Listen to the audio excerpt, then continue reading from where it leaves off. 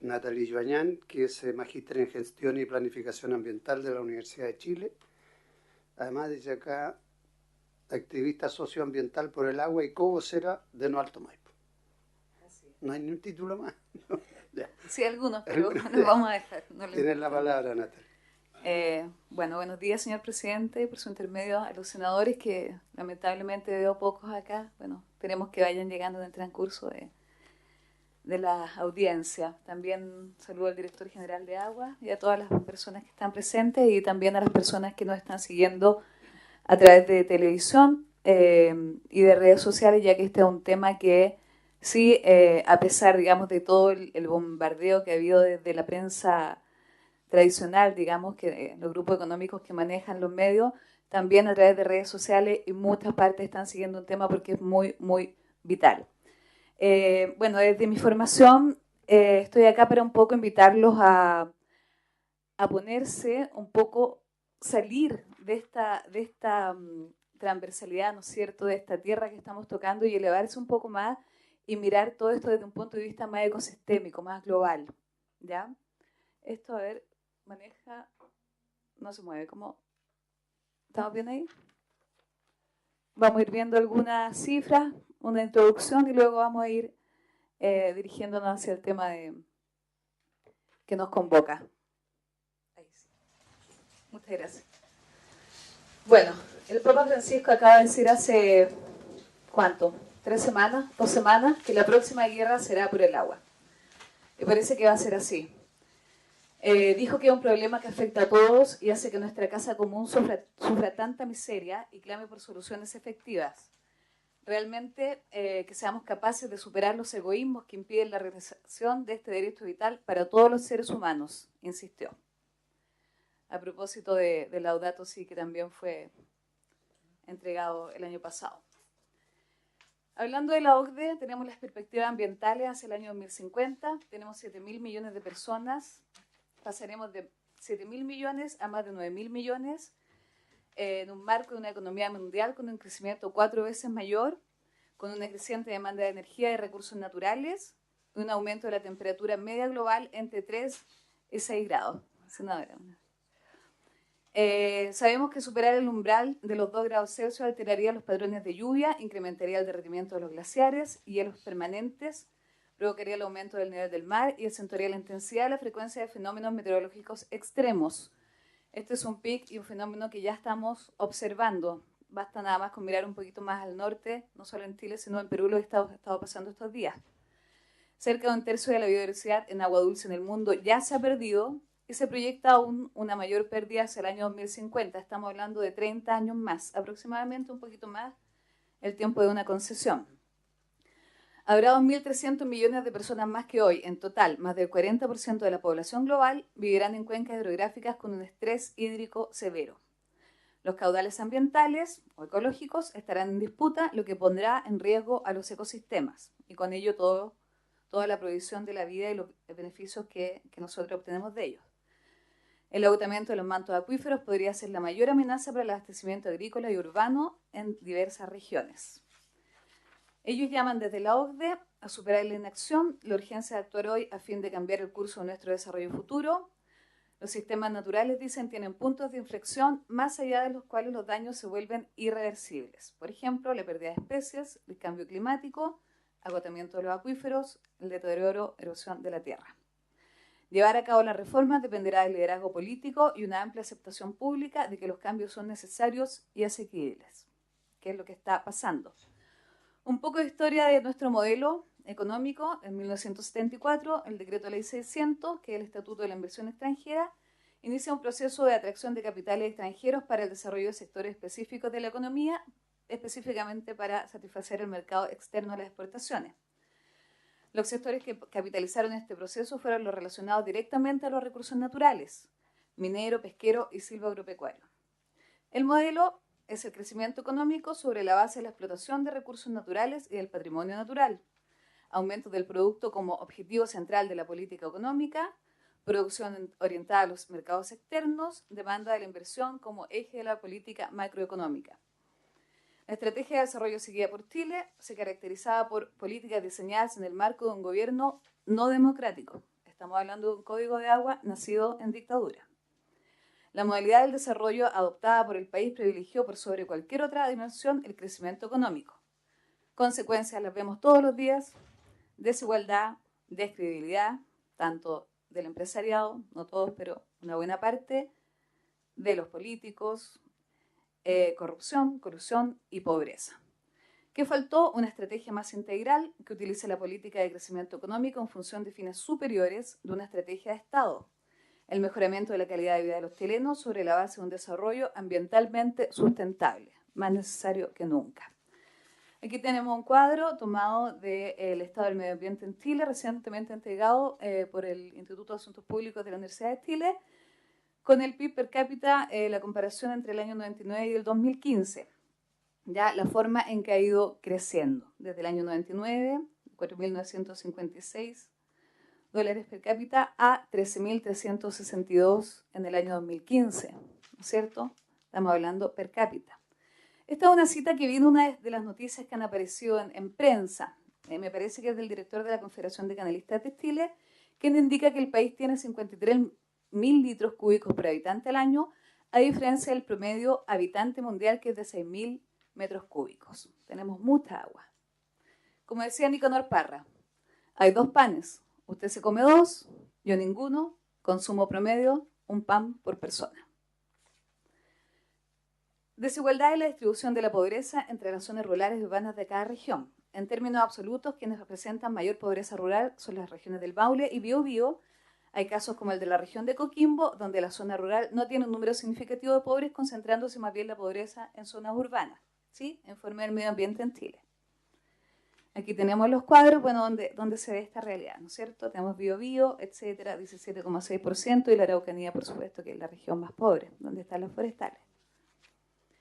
Tenemos en la actualidad que se entrega agua a través de los gobiernos regionales, municipios y oficinas regionales de emergencia, la repartición en camiones aljibe, canalizando la ayuda que se entrega a las familias que no disponen de agua potable.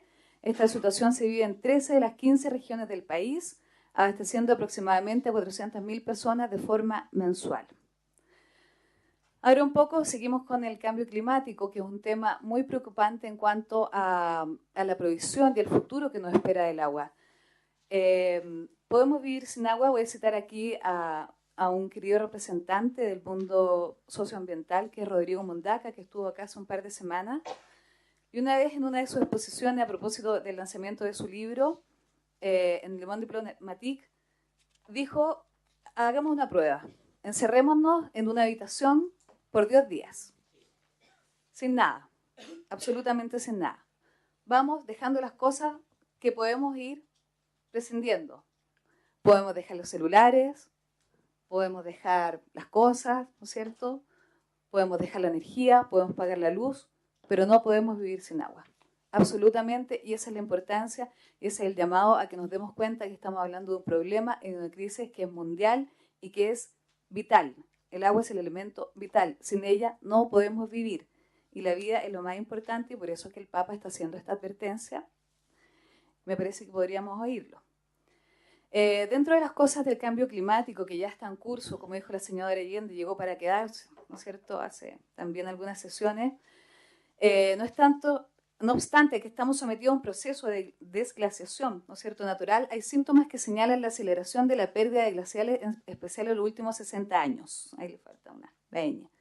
Un estudio de la cuenca del río Olivares, acá en el Cajón del Maipo, afluente del Colorado y del Maipo, señala que en 18 años, entre 1995 y 2013, se redujeron un 10,5% el glaciar Juncal Norte, un 20,5% el Gama, un 20,1% el Esmeralda, un 34% el Olivares Beta y un 62,9% el Olivares Alfa. Ahí tenemos algunas imágenes, ¿no es cierto?, donde se puede apreciar el retroceso de los glaciares, desde el año 55 hasta el año 2016.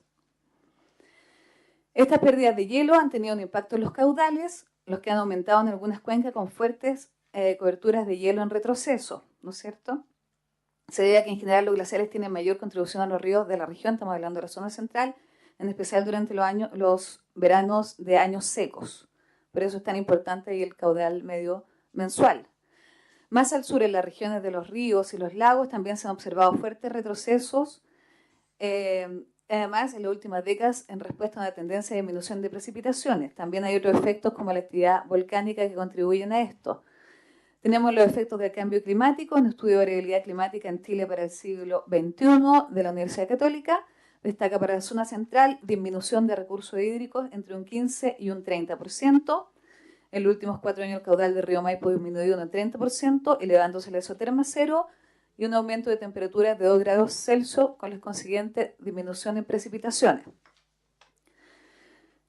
Eso en cuanto un poco a un esquema general de lo que el cambio climático, que ya más o menos es conocido por todos. Voy a tomar otra frase de acá, y sin ánimo para nada, y con todo el respeto que merece la agricultura en nuestro país, pero me parece que la actitud que han tenido no es la mejor en cuanto a que solamente han visto lo que es ese sector y no han sido más amplios en cuanto a esto. Yo les quiero, por si no lo conocen, además presentar un poco lo que son lo que han sido los movimientos sociales por la recuperación del agua en Chile. Esto salió una noticia hace 2 días, me parece, donde alrededor de 500 agricultoras, regantes y dirigentes dieron cita en el Casino de la Medialuna chilena en Los Ángeles por el sur, desde Talca hasta el sur. Muy bien, ¿no es cierto? Que se cuente y se pueda entregar la información, pero en una perspectiva amplia.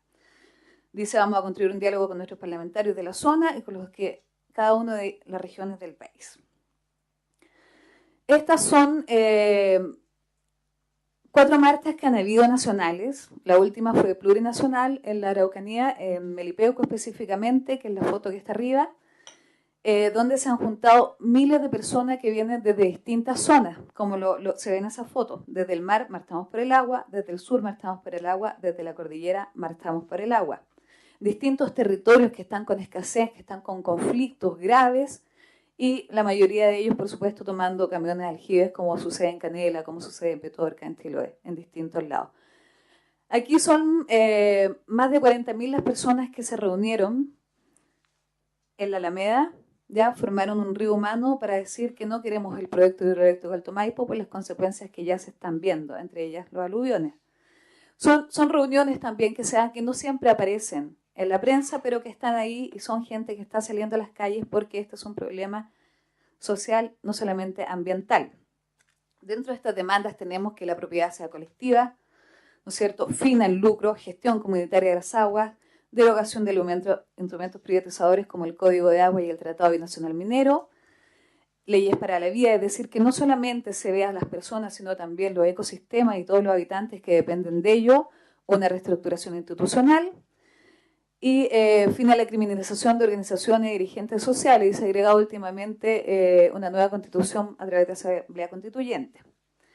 Bueno, yendo específicamente al tema del Código de Agua, ¿no es cierto?, de la reforma, y dejando en claro que los movimientos sociales esperan más que estas reformas que esperamos no sean solamente cosméticas y muy, muy pequeñas, no por un tema de que las cosas deben hacerse, por supuesto, gradualmente, pero estamos ante un escenario mundial y climático urgente. Por lo tanto, tenemos que ir un poquitito más rápido, no podemos esperar tanto. Dentro de esto se reconocen avances como el reconocimiento del derecho humano al agua y al saneamiento, los que deben ser garantizados por el Estado, priorización de los usos del agua, destacando la subsistencia y el establecimiento de reservas de agua para agua potable y subsistencia ambiental, discriminación positiva de los sectores de subsistencia, comité y cooperativas de agua potable rural, campesinos, beneficiarios en DAP, pequeños agricultores que van a ser muy beneficiados con esta reforma y las comunidades indígenas. También los requisitos para la sustentabilidad ambiental, protección de acuíferos y humedales, establecimiento de caudales ecológicos a fuentes que se encuentren amenazadas, degradadas, conservación de agua en áreas protegidas. Ahí más adelante vamos a ver un poco más lo del caudal ecológico. Conservación del carácter para los nuevos derechos de aprovechamiento de aguas, ojalá pudiera ser para todos, pero bueno, por lo menos que sean para lo poco que queda, que serán otorgados como concesiones a 30 años, consideramos que es mucho, pero bueno, y el establecimiento de caudales de extinción y caducidad, perfeccionamiento del sistema de patentes por no uso de derechos de agua, caducidad y extinción también muy importante.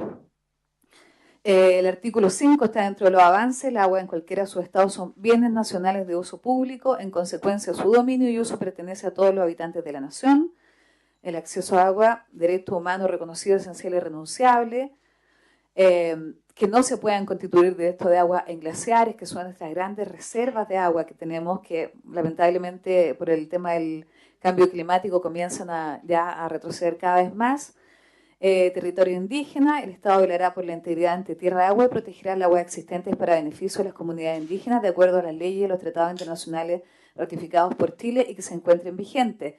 En ese sentido, no basta con que les entreguemos, ¿no?, las riberas a las comunidades indígenas, porque ellos tienen otra concepción cultural de la naturaleza, donde, por ejemplo, tienen lugares sagrados que hoy están siendo amenazados, como el Salto Truful Truful en Melipeuco y muchos lugares, en Curacautín, etc. Por lo tanto, esta integridad se valora mucho para que pueda, en cierta forma, protegerse la cultura y así también aprender de ello. En el artículo 5 bis, otro avance, priorización de los usos de las aguas, resguardo de las funciones de subsistencia, lo nombramos, los 12 litros que pueden tener agua potable rural de extracción para subsistencia. El artículo 5 ter, reservas de agua disponibles, superficiales o subterráneas, ¿no es cierto? También para estas funciones de subsistencia y preservación ecosistémica. Artículo 6 bis, los derechos de aprovechamiento se extinguirán si su titular no hace un uso efectivo del recurso. Eso es un gran avance que tiene esta reforma, ya que el acaparamiento, ¿no es cierto?, de los derechos que han elevado además los derechos de agua a los precios, con la especulación que conlleva, ¿no es cierto?, va a permitir, lo que le ha dicho el director general de Agua en reiteradas ocasiones, ordenar la información, saber qué tenemos, qué existe, quiénes la están ocupando y cómo se van a distribuir esas aguas. El artículo 38, que se instalen y mantenga un sistema de medidas de caudal extraído y también de los restituidos, en el caso de aprovechamiento de los derechos no consultivos, y un sistema de transmisión de la información que se obtenga. Que los comités de agua potable puedan usar en el artículo 56 aguas subterráneas destinadas al consumo humano, las que podrán extraer de pozos cavados en el suelo de la organización, priorización. Aguas del minero es muy importante. Aquí me quiero detener un poquito, que este punto sea informado. Esperemos que no tengamos un retroceso en este aspecto. Incluso, luego de leer, bueno, las aguas halladas por los concesionarios mineros en las labores de exploración y explotación de minera podrán ser utilizadas por estos en la medida que sean necesarias para dichas faenas y sean informadas, ¿ya?, para su registro, dentro de 90 días corridos desde su hallazgo a la Dirección General de Aguas, indicando su ubicación y volumen por unidad de tiempo. En caso de haber agua sobrante, igualmente deberán informarlas. El uso y goce de estas aguas se extinguirá por el cierre de la faena minera, por la causa de extensión de la concesión minera, porque dejen de ser necesarias por esa faena o porque se destinen a un uso distinto. Cuando el concesionario minero requiera aprovechar las aguas halladas, además de lo dispuesto en el inciso anterior, deberá solicitar una autorización para su uso de la Dirección General de Agua, la que la denegará total o parcialmente si dicho aprovechamiento pone en peligro la sustentabilidad del acuífero o los derechos de tercero. Como propuesta sería bueno incluir, ahí no sé si me puede ayudar el director de agua, si está considerado cualquier tipo de exploración, explotación o proyecto que haya aguas, y no solamente las concesiones mineras. Remito especialmente al Alto Maipo, ¿no es cierto?, esta hidroeléctrica que se está haciendo acá en la cuenca de la región metropolitana, que también están haciendo un megatúnel minero, no sé si caería dentro de esta categoría. Entonces ahí está, queda esa inquietud. El artículo 58, no se podrán efectuar exploraciones en terrenos públicos o privados de zonas que alimenten áreas de vegas, pajonales, bosfedales, de Arica, Parinacota, hasta Coquimbo. Muy importante, ¿no es cierto? Los humedales ya vamos a ver algunas de sus funciones y servicios ecosistémicos. Artículo 62, limitar el ejercicio de los derechos de aprovechamiento en las zonas degradadas, a prórrata de ellos, de conformidad de atribuciones legales, ¿ya? En cuanto a aguas subterráneas. Extinción por no uso. Y tenemos algunos retrocesos que vienen desde la Cámara de Diputados en relación al proyecto original. En cuanto al artículo 5, interés público, se entenderá por interés público las acciones que ejecute la autoridad para resguardar el consumo humano y el saneamiento, la preservación ecosistémica, la disponibilidad de las aguas, la sustentabilidad acuífera, y se agregó ahí las actividades productivas. Esto es bastante engañoso y puede traer un poco, ir contra el espíritu de la ley, ¿no es cierto?, de protección a la subsistencia como primera prioridad. Entonces, ahí revisar un poco que esto no pueda ser leído con doble intenciones, porque en el fondo al poner actividades productivas cae todo, ¿no es cierto?, tenemos todo. Tal vez actividades productivas sin fines de lucro, tal vez actividades productivas de subsistencia, etcétera. El artículo 47, no podrán construir sistema de drenaje en las zonas de turbera existentes en las regiones de Aysén y de Magallanes y Antártica chilena. Esto no es un retroceso, más bien una inquietud. Si fue considerado Chiloé dentro de esto, los mallines y los pomponales que están en estado crítico. Sabemos que es una zona degradada, pero mientras se establecen los criterios para zona degradada, tal vez sería bueno que quedara especificado acá en esta reforma. Caudal ecológico. Aquí me voy a detener un poquitito más por la importancia que esto amerita para toda la subsistencia de las cuencas, ¿ya? Tenemos una carta que se envió, no tengo acá el firmante, pero dice que el 85%, que un 84% del agua de los ríos se va al mar. Eso lo hemos escuchado reiteradas veces, muchas veces, y la verdad es que nos duele un poquitito la guata a las personas que nos hemos dedicado a estudiar esto, más todas las personas que trabajan en gestión integrada de cuenca, en la academia, en muchos lugares. Escuchar algo así, la verdad es que es una cosa, pero está bien, no tenemos por qué saber, yo no soy abogado, no sé de derecho, sé de medio ambiente, y cada uno en su área, pero hay que tener un poco más de poner ojo a este término específicamente en relación al caudal ecológico. Tenemos las funciones de servicio ecosistémico de los humedales. Los humedales, Ramsar define a los humedales como las extensiones de marismas, pantanos y turberas o superficies cubiertas de agua, sean estas de régimen natural o artificial, permanentes o temporales, estancadas o corrientes, dulces, salobres o saladas.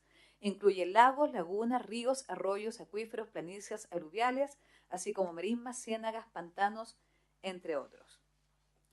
Dentro de los servicios de este 85% de agua que se pierde en el mar, encontramos producción primaria de los cuerpos de agua, formación de suelo lejos de los humedales, provisión de animales acuáticos y plantas como alimento, agua bebestible para los seres humanos y otros seres, forraje para el ganado, cultivo en tierras anexas usualmente beneficiadas con procesos de crecida y procesos de agua de los humedales, plantas silvestres para alimentación, bioquímicos provenientes de especies terrestres y acuáticas, retención de sedimento y acumulación de materia orgánica, recarga y descarga de acuíferos subterráneos, regulación climática a través de enfriamiento por evaporación, soporte de biodiversidad, incluidas especies para las cuales los humedales son críticos como las aves migratorias, hábitat para polinizadores, servicios recreacionales, culturales, etcétera, etcétera. El caudal ecológico está visto en el artículo 129 bis 1 y también sufrió un fuerte retroceso, una merma, ¿ya? Dice que respecto de los derechos de aprovechamiento de aguas por otorgar. Se reconoce que, se podrá establecer un caudal ecológico mínimo respecto a aquellos derechos existentes en las áreas declaradas bajo protección oficial de la biodiversidad, como los parques nacionales, reservas nacionales, reserva región virgen, monumentos naturales, santuarios, los humedales de importancia internacional, cambio en el punto de captación, zonas degradadas, etc. La propuesta, y ojalá esperamos que de verdad, por lo urgente que significa, un río es un ecosistema lineal donde cualquier intervención que se haga en él afecta irremediablemente a todo el ecosistema. No podemos dejar los ríos con tan poca cantidad de agua como un 20% del caudal mínimo mensual, porque no alcanza a cubrir todas las funciones ecosistémicas de las cuales se derivan los bienes y servicios ambientales, de los cuales nosotros podemos vivir y nos beneficiamos, no solamente nosotros, sino el resto de los seres que pueblan este planeta. Un 10%, hay muchos ríos que ya están secos, el Copiapó, el Loa, ¿no es cierto? Si dejamos solamente para este 10% que queda por otorgar, no va a ser suficiente y esto va a ser absolutamente letra muerta. No se va a poder cumplir con los objetivos ambientales y las consecuencias de esta mala decisión se van a ver en todos los aspectos, incluido la agricultura, incluido todo de lo que depende la vida. Proponemos que se retome la indicación original de los diputados que extendió la aplicación para todos los derechos de agua nuevos y existentes, es decir, que la norma no tenga excepciones en su aplicación. Eso es de mayor importancia. Aquí me voy a referir un poco solamente para ejemplificar y bueno, no hablando a nombre de la coordinadora no Alto Maipo, sino propio, sí como su cabecera y como conocedora de lo que está pasando en Santiago. Dejar un caudal muy mínimo que ya está sucediendo en varios de los tributarios que están ya siendo canalizados en la parte alta de la cuenca del río Maipo. Estamos viendo ahora algunos de los efectos que han tenido, no solamente por el tema del caudal, sino por remoción, por la construcción de caminos, tronaduras cerca de los glaciares. Todo esto ha contribuido a que se haya estado soltando el suelo. ¿Qué pasó recientemente? Al elevarse la isoterma cero debido al cambio climático, ¿no es cierto? Es decir, donde antes caía nieve y ahora cae agua, se arrastran muchos sedimentos, los que están sueltos, los que también por la deforestación, que ha habido más de 2.000 hectáreas de bosque nativo a raíz de este proyecto, que son las raíces, todos quienes sirven de barreras naturales para estas remociones en masa. Aluviones es una de las consecuencias que tenemos, ¿ya? Dentro de muchas otras, ¿ya? El río Maipo está contaminado por la construcción, lo dijo el doctor Chernit, el presidente de la Comisión de Medio Ambiente del Colegio Médico de Chile, y dentro de eso se pone en riesgo el abastecimiento de agua potable de más de 7 millones de personas, como ya lo vimos también, donde tuvimos más de 32 comunas tomando en camión de aljibes por varios días, ya no es la primera vez que pasa. Estos eventos van a ser mucho más recurrentes de ahora en adelante. A medida que vaya pasando el tiempo, vamos a ir como año a año, van a pasar estos aluviones, estas remociones en masa, elevación de la isoterma cero, lluvias más esporádicas, pero más intensas y localizadas. Dejar un caudal ecológico tan mínimo, por ejemplo, en la cuenca del río Maipo, provoca que los sedimentos que fluyen naturalmente con el río se estanquen y permanezcan, se solidifiquen, ¿ya? Lo que diría, por supuesto, de todas las funciones que se dejan de cumplir, todos los servicios, incluidos los pequeños microorganismos, hasta los animales que bajan a beber. Al haber estas lluvias mucho más intensas con calor, se arrastra todo eso que fue lo que pasó y se arrastran estos sedimentos provocando la turbiedad y que Agua Andina en este caso no sea capaz de recuperarla. Lo ponemos como un estudio de caso, pero ejemplifica lo que puede pasar en muchas cuencas a propósito del cambio climático.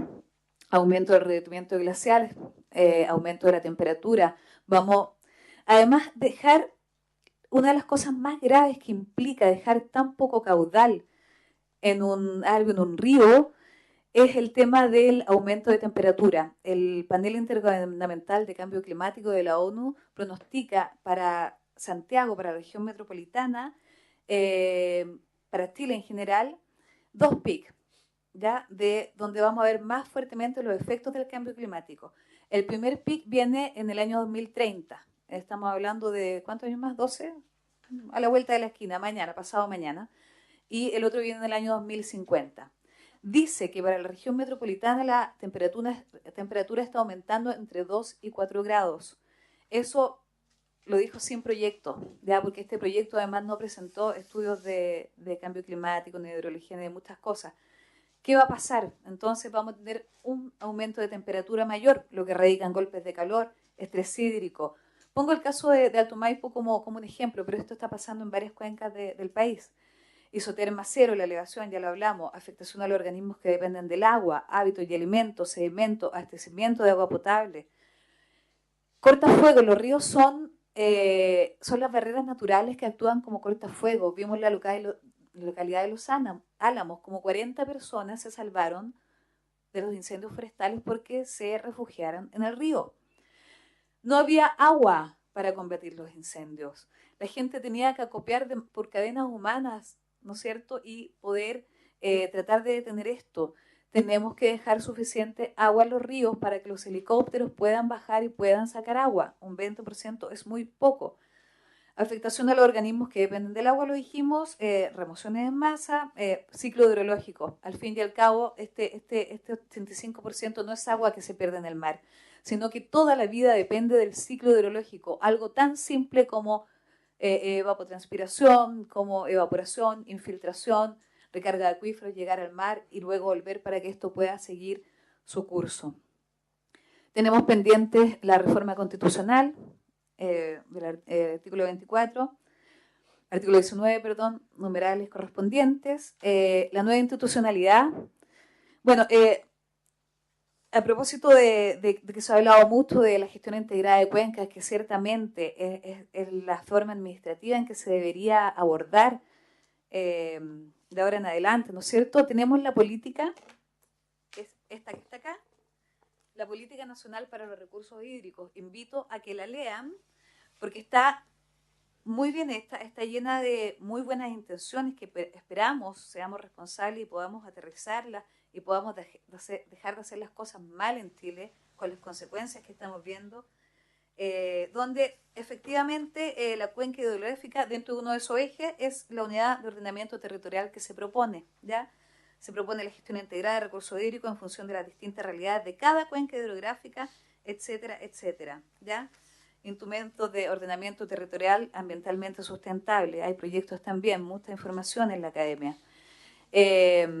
Minería sustentable, electricidad sustentable, agricultura sustentable, diversificar, capturar también agua, lluvia, otras formas de que podamos obtener agua, aplicar los principios preventivos y precautorios, escuchar y actuar, y que esto sea más que un trámite legal. Países con agua privatizada en el mundo, ahí lo pueden ver el esquema. Somos los únicos. Y como lo dije anteriormente, para los movimientos sociales por el agua, esta reforma no representa lo que esperamos, con la urgencia que se requiere, pero que sino la desprivatización del agua y su retorno a las comunidades y el verdadero interés público, con la urgencia que se requiere, repito, en el actual escenario de crisis. Muchas gracias. Muchas gracias, Natalie. Vamos entonces a escuchar